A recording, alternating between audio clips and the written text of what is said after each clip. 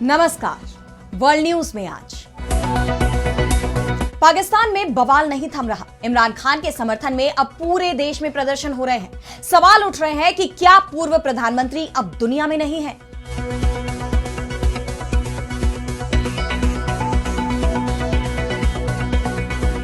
पाकिस्तान की सरकार एक ही जवाब दे रही है कि इमरान जिंदा है, लेकिन इसका कोई भी सबूत, कोई तस्वीर, कोई वीडियो सार्वजनिक नहीं किया जा रहा। इसे लेकर जबरदस्त प्रदर्शन हो रहे हैं, लेकिन अदालतें खामोश दिख रही है। इस बीच इमरान की पार्टी के सांसद का एक बयान सामने आया है जिसने लोगों के गुस्से को और बढ़ा दिया है। उन्होंने तो ये कहा है कि इमरान जिंदा है, लेकिन उनका उत्पीड़न किया जा रहा है। पीटीआई सांसद का दावा है कि इमरान से डील की तैयारी में मुनीर जुटे हुए हैं, लेकिन इमरान डील को मंजूरी नहीं दे रहे हैं क्योंकि इमरान की आजादी के बाद उन्हें देश छोड़ने को कहा जा रहा है।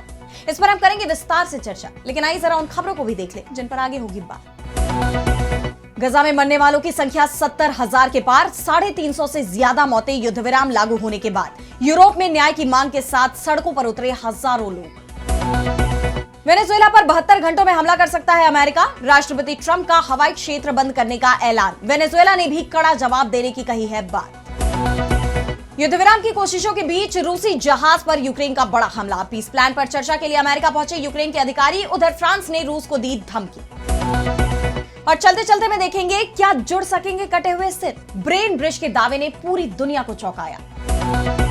इन सभी खबरों पर हम विस्तार से करेंगे बात, लेकिन पहले एक नजर हेडलाइंस पर। खून और बिजनेस साथ नहीं चल सकते। पाकिस्तानी सेना ने अफगान तालिबान को दी धमकी। बॉर्डर पर तनाव के चलते दोनों देशों में ठप है व्यापार। फिनलैंड ने पाकिस्तान में बंद किया दूतावास। अफगानिस्तान और म्यांमार में भी लगाया ताला। ऑपरेशनल और स्ट्रैटेजिक कारणों का दिया हवाला। चक्रवाती तूफान दितवाह ने श्रीलंका में मचाई भारी तबाही। 132 मौतों के बाद राष्ट्रपति ने घोषित की इमरजेंसी। हिंदुस्तान ने ऑपरेशन सागर बंधु के तहत भेजी मदद। 27वें संविधान संशोधन पर संयुक्त राष्ट्र की चिंताओं को पाकिस्तान ने किया खारिज। कहा संसद का होना चाहिए सम्मान। यूएन ने संशोधन को न्यायपालिका की आजादी के लिए बताया था खतरा। तो पाकिस्तान के पूर्व प्रधानमंत्री इमरान खान जिंदा है या नहीं, ये पहेली उलझती जा रही है। अगर इमरान जिंदा है तो किस हाल में है, और अगर नहीं है तो क्या उन्हें जेल की 4 दीवारी के अंदर ही दफना दिया गया है। इमरान की मौत कब हुई? बीमारी से, जेल प्रशासन के उत्पीड़न से, या फिर उन्हें जेल में फांसी दे दी गई? ऐसे कई सवाल उठ रहे हैं। इमरान की बहनों को आशंका है कि उनके भाई को जेल में अंदर ही मार दिया गया है। पार्टी के नेताओं का रावलपिंडी की अदयाला जेल के बाहर प्रदर्शन चल रहा है। इसी जेल में इमरान खान को रखा गया है। उन्हें जिस काल कोठरी में रखा गया है उसमें किसी को भी जाने की इजाजत नहीं है। दूसरा कैदी भी उनसे नहीं मिल सकता। यहां तक कि पिछले करीब 25 दिन से इमरान के परिवार और पार्टी के सदस्यों को भी उनसे मिलने की इजाजत नहीं दी गई है। कोर्ट के आदेश को भी सेना नहीं मान रही है। वहीं कोर्ट भी सेना के दबाव में दिखाई दे रहा है, और यही कारण है कि इस मामले में जल्दी सुनवाई को तैयार नहीं दिख रहा है। इस बीच इमरान खान की पार्टी के सांसद का एक बड़ा बयान सामने आया है जिसमें उन्होंने कहा है कि इमरान जिंदा है, लेकिन उन पर जबरदस्त दबाव बनाया जा रहा है। पीटीआई सांसद खुर्रम जीशान ने कहा कि इमरान खान जीवित है और फिलहाल अदयाला जेल में बंद है। उन्होंने कहा कि पिछले कुछ दिनों में हमें गारंटी दी गई है, हमें आश्वासन दिया गया है कि इमरान खान जीवित हैं और अदयाला जेल में बंद है। वो ठीक है। सरकार इमरान खान के साथ समझौता करने की कोशिश कर रही है। उन्हें देश छोड़ने को मजबूर किया जा रहा है।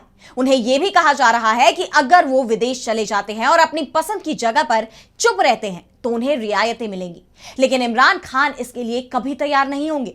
देश में शासन इमरान खान की लोकप्रियता से भयभीत और डरा हुआ है। यही वजह है कि उन्होंने इमरान की कोई भी तस्वीर या वीडियो जारी करने की इजाजत नहीं दी है। पाकिस्तान में सत्तारूढ़ सरकार खतरे में दिख रही है। उन्हें डर है कि एक भी तस्वीर जनता का समर्थन जुटा सकती है। इस बीच इमरान खान के पुराने बयान भी काफी वायरल हो रहे हैं, जिसमें उन्होंने जेल में उनके साथ हो रहे व्यवहार के बारे में जानकारी दी थी।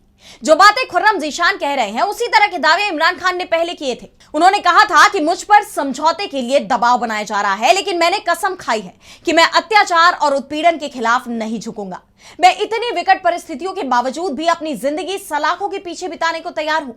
पाकिस्तान के लोगों के लिए मेरा संदेश एक ही है कि किसी भी हालत में इस दमनकारी व्यवस्था के आगे ना झुके। बातचीत का समय बीत चुका है, अब देशव्यापी विरोध का समय है। इमरान ने ये बातें 5 महीने पहले कही थी, और जो बातें उन्होंने कही वो अब सच होती दिखाई दे रही है। अगर इमरान खान जीवित है तो शहबाज शरीफ और आसिम मुनीर इमरान को टॉर्चर करके और परिवार को दूर रखकर हकीकत में अपनी शर्तें मनवाना चाहते हैं। शहबाज मुनीर को डर है कि इमरान खान दोनों की ही हालत खराब कर सकते हैं, इसलिए उन्हें मजबूर किया जा रहा है कि वो चुपचाप पाकिस्तान छोड़ दें और विदेश में जाकर रहने लगे, या फिर जिसके बारे में चर्चाएं इस वक्त पूरी दुनिया में हो रही हैं कि इमरान अब जिंदा नहीं है। लेकिन सरकार को पता है कि जैसे ही यह खबर दुनिया के सामने आएगी वैसे ही पाकिस्तान पर विदेशी दबाव तो पड़ेगा ही, पाकिस्तान की जनता ही सरकार को नहीं छोड़ेगी। ऐसे में जब तक इमरान खान सामने नहीं आते हैं तब तक पाकिस्तान की सरकार और सेना प्रमुख सवालों में घिरे रहेंगे। वैसे खबरें तो यहां तक आ रही हैं कि अब सेना ने आंदोलन को सख्ती से कुचलने का मन भी बना लिया है, पर मुनीर को डर लग रहा है कि ऐसे में हालात बेकाबू हुए तो कहीं पाकिस्तान में भी वो ना हो जाए जो बांग्लादेश, श्रीलंका और नेपाल में हो चुका है। और अब बढ़ते हैं अगली खबर की तरफ, जहां हम बात करेंगे गजा की। तो गजा में 10 अक्टूबर से ही युद्ध विराम लागू है, लेकिन इजरायली सेना बार बार इसका उल्लंघन कर रही है, जिसके चलते फलस्तीनी नागरिक युद्ध विराम के बावजूद डर के साए में जीने को मजबूर है। पिछले 2 साल से गजा युद्ध का क्षेत्र बना हुआ था। 7 अक्टूबर 2023 में इजराइल पर हमास के हमले के बाद से ही यहां जंग छिड़ी हुई है, जिसमें ये पूरा इलाका तबाह हो चुका है और अब जो रिपोर्ट सामने आई है उसने सबके होश उड़ा दी। गजा में अब तक 70,000 लोगों की जान जा चुकी है। गजा के हमास नियंत्रित स्वास्थ्य मंत्रालय ने बताया कि अक्टूबर 2023 में युद्ध शुरू होने के बाद से गजा पट्टी में मरने वालों की संख्या 70,100 हो गई है। 10 अक्टूबर को सीजफायर लागू होने के बाद से इजरायली फायरिंग में 354 फलस्तीनी मारे गए। पिछले 48 घंटों में गजा पट्टी के अस्पतालों में 2 लाशें पहुंची, जिनमें से एक को मलबे के नीचे से निकाला गया। ये आंकड़े गजा की हकीकत बयां कर रहे हैं कि इजरायली सेना के हमलों ने कैसे एक बसे बसाए क्षेत्र को उजाड़ दिया, और यह सिलसिला अब भी थमने का नाम नहीं ले रहा। आप जानते हैं कि गजा युद्ध की शुरुआत 7 अक्टूबर 2023 को दक्षिणी इजराइल पर हमास के हमले से हुई थी, जिसमें 1221 लोग मारे गए थे। इसके साथ ही हमास के लड़ाके 251 इजरायलियों को अगवा कर गजा में ले गए थे। कई दौर की वार्ता के बाद आखिरकार अमेरिकी राष्ट्रपति डोनाल्ड ट्रंप की योजना के तहत 10 अक्टूबर 2025 को यहां युद्ध विराम लागू किया गया, जिसके तहत युद्ध बंदियों को रिहा भी किया गया। लेकिन जिस तरह इजरायली सेना अब भी हमले जारी रखे हुए है, उसे देखते हुए युद्ध विराम कब तक टिक पाएगा, इस पर सवाल उठ रहे हैं।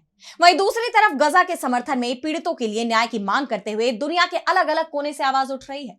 यूरोप के शहरों में हजारों लोगों ने मार्च निकाला है, गजा पर इजराइल के हमलों की निंदा की है और इसके साथ ही अमेरिका की मध्यस्थता में किए गए युद्ध विराम के निरंतर और घातक उल्लंघन के खिलाफ कठोर वैश्विक कार्रवाई की मांग की गई। फ्रांस की राजधानी पेरिस में लगभग 50,000 लोगों ने शहर की प्रमुख सड़कों पर मार्च किया और नारे लगाए, गजा गजा, पेरिस आपके साथ है। और पेरिस से गजा तक प्रतिरोध। लंदन, जेनेवा, रोम और लिस्बन में भी विरोध प्रदर्शन हुए।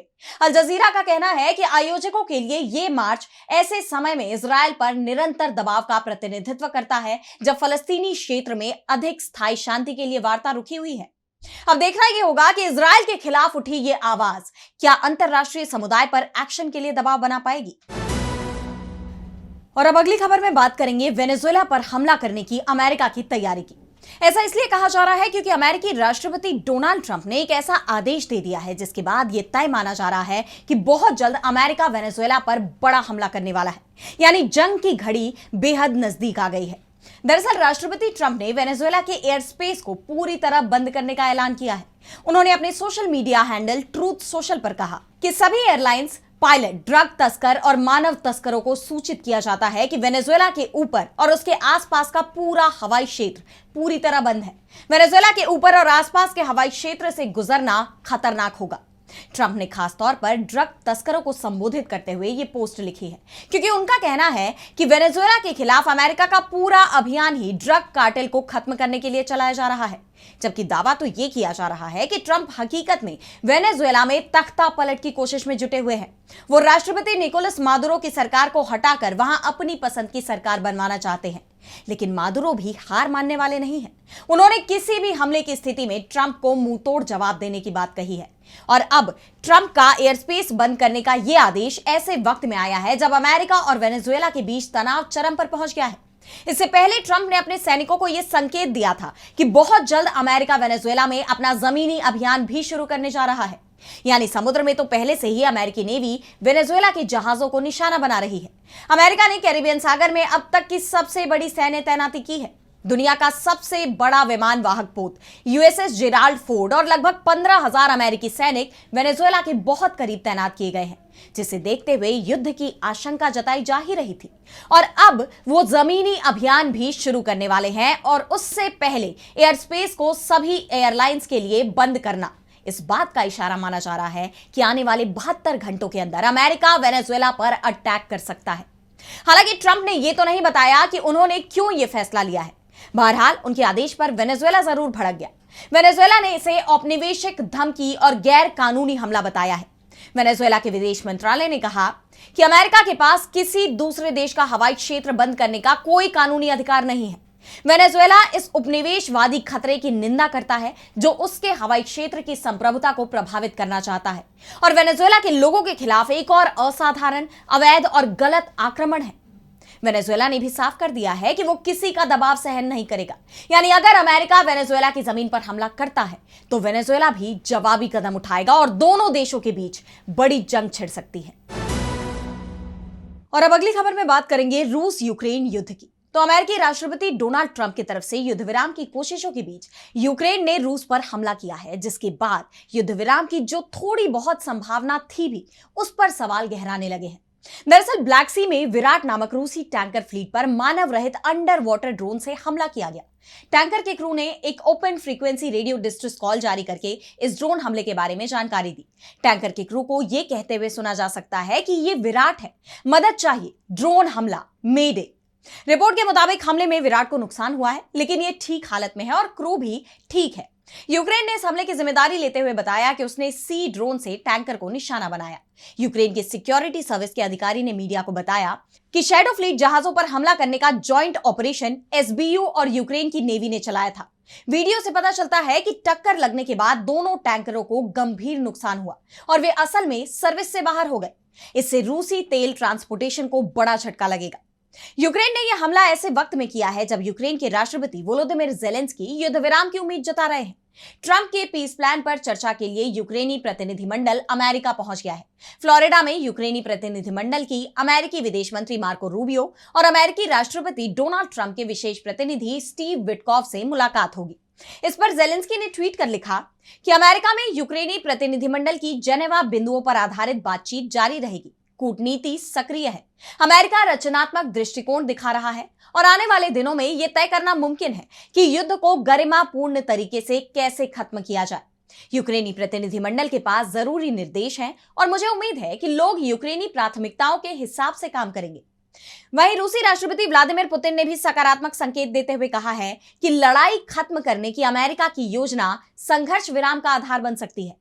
हालांकि पुतिन ने चेतावनी भी दी कि अगर कीव पीछे नहीं हटा तो रूस जबरदस्ती और इलाके पर कब्जा कर लेगा।